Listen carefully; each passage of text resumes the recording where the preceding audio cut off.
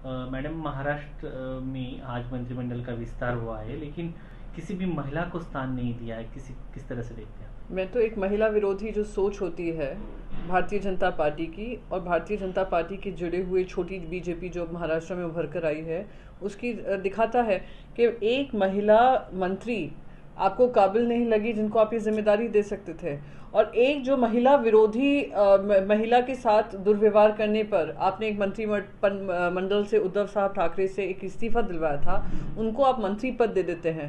तो इसी से स्पष्ट होता है कि ये लोग महिलाओं के सम्मान की बात करते हैं, सशक्तिकरण की बात करते हैं, और बहुत सारी ढेरों बातें होती हैं, प्रधानमंत्री जी से लेकर पार्लियामेंट के अंदर होती है, पार्लियामेंट के बाहर होती है, पर हकीकत में महिला विरोधी काम हो रहे हैं। और ये मंत्रिमंडल जो बना है वो महाराष्ट्र की जो इतिहास रहा है, कल्चर रहा है, ईथोस हुआ है, जहाँ पे महिलाओं को आगे रखकर महिलाओं को जिम्मेदारी देकर चलने वाला राज्य है, उनमें अपने महिला को ही दूर रखा है।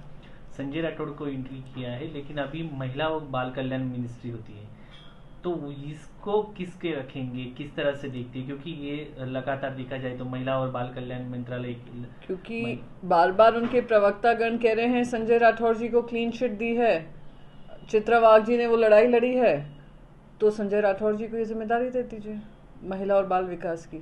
क्योंकि अगर क्लीन चिट मिली है और उन पे सारे आरोप जो हैं सब गलत हैं, तो क्योंकि आपके लिए महिलाओं के लिए जगह नहीं है, तो वो भी मंत्री पद, चित्रा वाघ जी ने वो लड़ाई लड़ी है, तो संजय राठौड़ जी को ये जिम्मेदारी दे दीजिए महिला और बाल विकास की। क्योंकि अगर क्लीन चिट मिली है और उन पे सारे आरोप जो हैं सब गलत हैं, तो क्योंकि आपके लिए महिलाओं के लिए जगह नहीं है, तो वो भी मंत्री पद आप उन्हीं को दे दीजिए। मुंबई में देखा जाए तो जो शिंदे गुट है उन्होंने मिनिस्ट्री नहीं दी है, बीजेपी की मिनिस्ट्री वहां से। ऐसा लगता है कि बीजेपी को उन्होंने स्पेस दी है शिवसेना के खिलाफ की? शिवसेना के खिलाफ जो लड़ेगा इस समय पे मुंबई में वो धूल चाटेगा। मुंबई की जनता हो या महाराष्ट्र की जनता हो, सबने देखा है किस तरीके से एक पहली बार महाराष्ट्र के इतिहास में मुंबई में पले बड़े मुख्यमंत्री को आपने उनके पीठ में खंजर घोंपा है, आपने उनके साथ विश्वासघात किया है, आपने गद्दारी की है। और मुंबई जो महाराष्ट्र की राजधानी है और देश का फाइनेंशियल कैपिटल है, उसमें आपने एक ही एमएलए को जिम्मेदारी दी है। तो बहुत ही क्लियरली दिखाई दे रहा है कि भारतीय जनता पार्टी महिला विरोधी नहीं, महाराष्ट्र विरोधी ही नहीं, मुंबई विरोधी और मुंबई निवासियों के विरोधी, आरए फॉरेस्ट से लेकर निर्णय हो और ये बुलेट ट्रेन का निर्णय हो, ये सारे महाराष्ट्र विरोधी काम जो कर रहे हैं वो उससे पता चल रहा है। देखा जाए तो शिवसेना पहले बीजेपी के साथ थी, लेकिन बीजेपी के साथ जो पक्ष थे वो धीरे धीरे सिकुड़ते जा रहे हैं, उनको छोड़ के चले जा रहे हैं। बिहार में भी ऐसा हो रहा है कैसे? भारतीय जनता पार्टी का एक ही मॉडल हो गया है, वो मॉडल के विपक्ष तो होना ही नहीं चाहिए। पहले उनका गला घोट दो, उनको चुप करा दो, उनको सस्पेंड कर दो, उनको उनके पीछे ईडी लगा दो, सेंट्रल।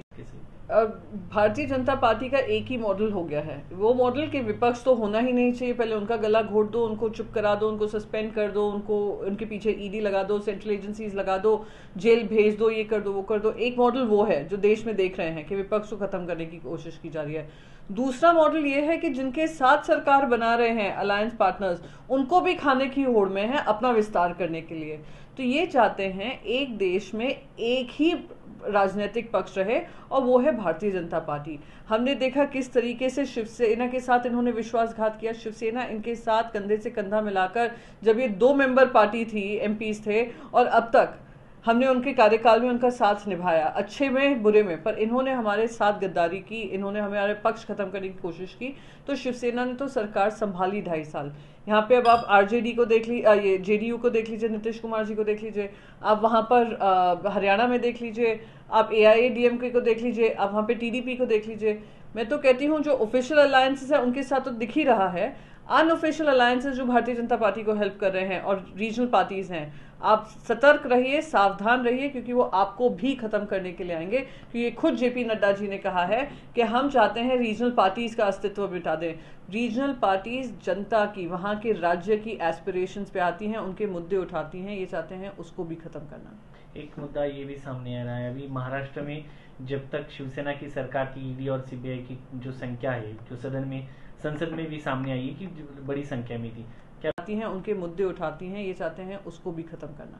एक मुद्दा ये भी सामने आ रहा है अभी महाराष्ट्र में, जब तक शिवसेना की सरकार थी, ईडी और सीबीआई की जो संख्या है, जो संसद में भी सामने आई है कि बड़ी संख्या में थी, क्या बिहार में भी ऐसा होगा? अगर ऐसा होता है तो बिल्कुल, मेरा पार्लियामेंट्री क्वेश्चन था जिसमें बाकायदा मैंने कहा था कि 27 गुना बढ़ोतरी हुई है 2014 के बाद से, और जो भी कार्रवाई हुई है उसमें सिर्फ कन्विक्शन रेट 0.5% का है।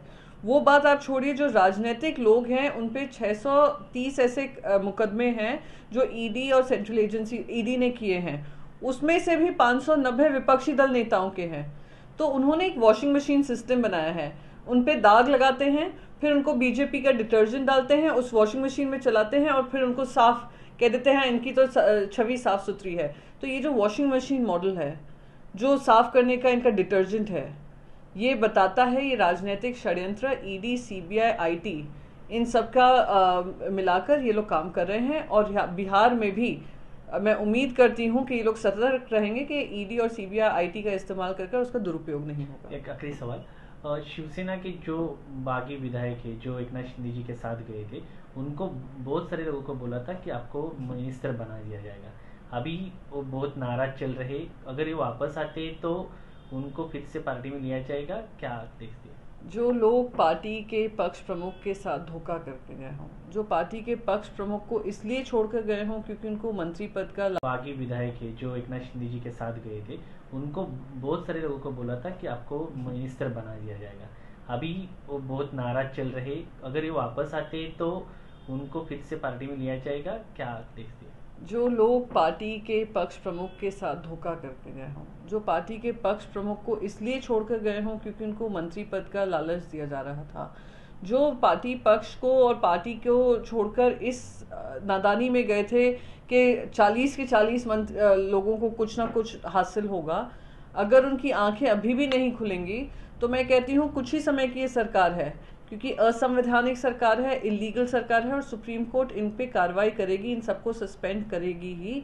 और जो महाराष्ट्र में चल रही है सरकार वो गिरने वाली है और मिड टर्म पोल्स होंगे। ये लोग सतर्क रहें, इनको मैं कहती हूँ कोनी पे गुड़ लगाकर इनको भगाया था और उसका आज परिणाम वो देख ही रहे हैं। Thank you.